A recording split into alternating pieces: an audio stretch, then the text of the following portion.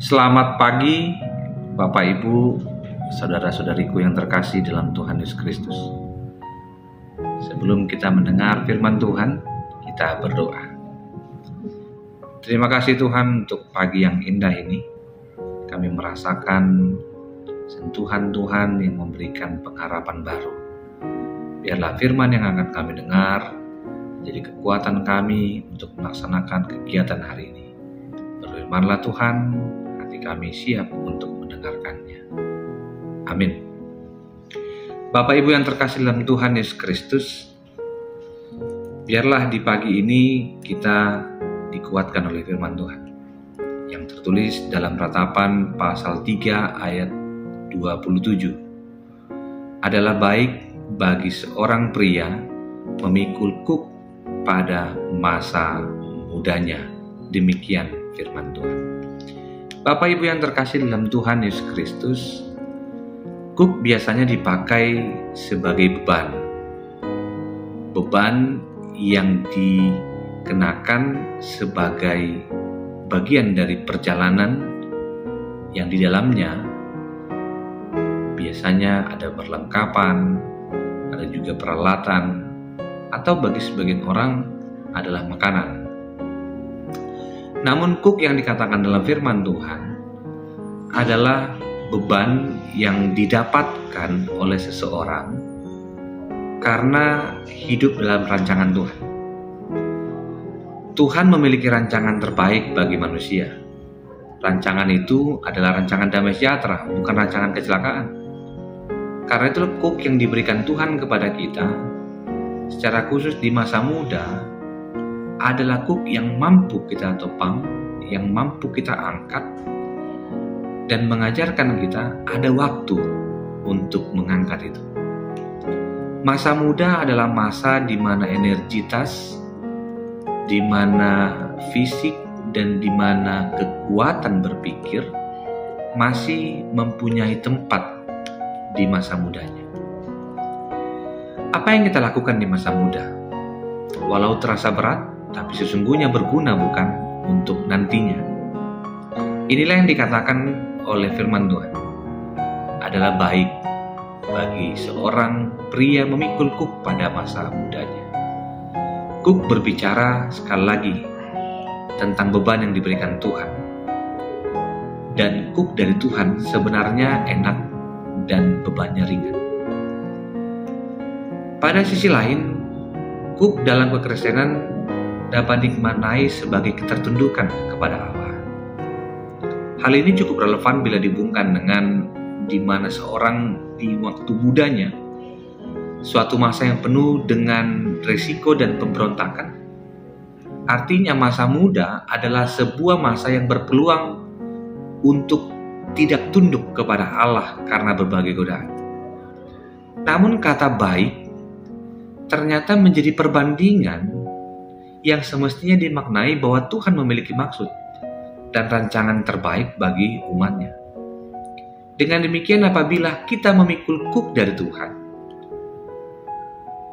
di masa muda atau di masa kini, kita mampu bekerja, tentu memiliki pengaruh positif dan baik bagi hidup dan kehidupan kita. Bapak Ibu yang terkasih dalam Tuhan, hal ini juga memberi kepastian kepada kita bahwa hidup kita dalam tangan Tuhan, di dalam pimpinan Tuhan. Maka ada kata ketertundukan kepada Tuhan dan memberi sesuatu yang luar biasa pada saat ini juga yang akan datang. Menghadapi bencana seperti yang kita dengar, bencana di Cianjur, kita mendengar banyak korban jiwa dan luka-luka. Mungkin beban yang mereka hadapi bertambah dari beban yang sebelumnya. Saya mengundang, mari kita bantu mereka untuk memikul kuk yang sedang terjadi.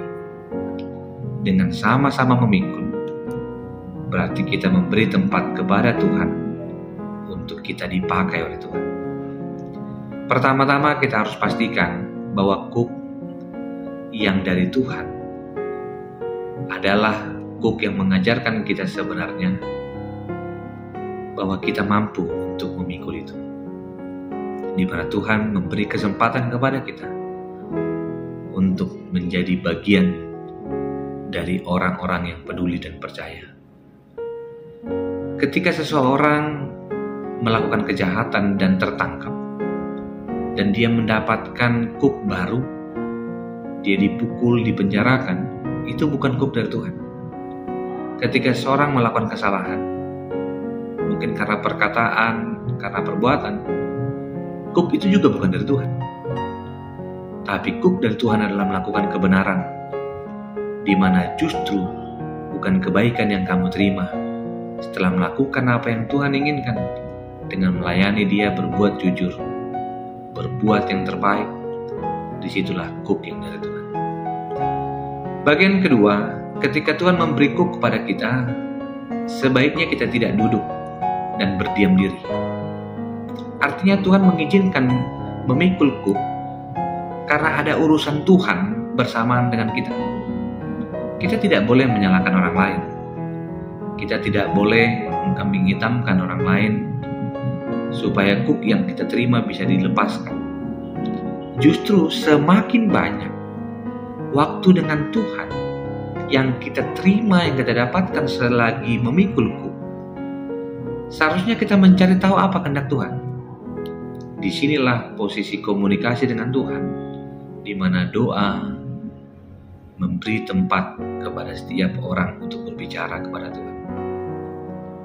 Di mana kita justru tahu datang kepada Tuhan, ke rumah Tuhan, dan memohon kiranya mengakhiri tahun 2023 yang sebentar lagi, kita mengetahui apa sebenarnya yang ingin Tuhan inginkan di dalam hidup kita. Karena itu berdiam dirilah di dalam rumah Tuhan dan dalam doa. Jadikanlah kukmu yang hari ini adalah beban sebagai kesempatan yang Tuhan berikan, sebagai bagian dari manusia yang berguna, yang Tuhan telah persiapkan nantinya. Kiranya Tuhan memberi kita kesanggupan dan kita menemukan jawaban, alasan Tuhan melibatkan kita untuk memikul kuk yang memberikan damai sejahtera. Terima kasih Tuhan untuk hari ini. Terima kasih untuk kesempatan Tuhan berikan. Biarlah kuk yang kami pikul, yang kami angkat, yang kami kerjakan, yang kami karyakan, segala sesuatunya, baik dalam dunia pekerjaan, dunia bermasyarakat, dunia bergereja, kami kembali menyerahkan semuanya kepada Tuhan, di mana perjalanan hidup yang panjang dan mempersiapkan akhir tahun ini untuk mengevaluasi apa yang telah terjadi, apa yang sudah terjadi. Boleh kami pelajari dan kami mohon Roh Kudus untuk menuntun kami kepada kehidupan yang Tuhan inginkan. Di dalam nama Yesus Kristus kami berdoa dan mengucap syukur. Kasih anugerah dari Kristus Yesus, kasih dari Allah Bapa, dan persekutuan dengan Roh Kudus memberkatimu dan menyertaimu senantiasa hari ini, esok, sampai selama-lamanya. Amin. Selamat pagi, ibadah renungan kita sudah selesai. Lanjutkan pekerjaanmu dan berkaryalah untuk kemuliaan nama Tuhan. Salam Hobas Channel.